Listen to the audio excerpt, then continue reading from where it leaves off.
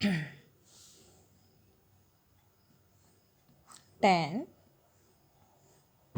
और ये 6। 10 + 6 16 + 6 16। 10 + 7 10 + 7 17। 10 + 8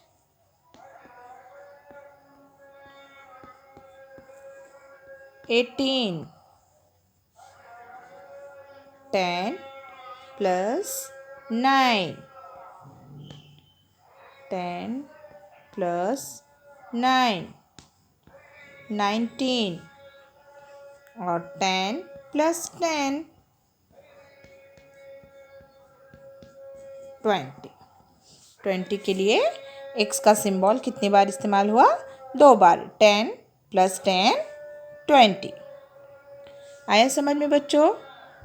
अब आप लोग इसी तरह अब 1 से लेकर 20 तक आप लिखेंगे।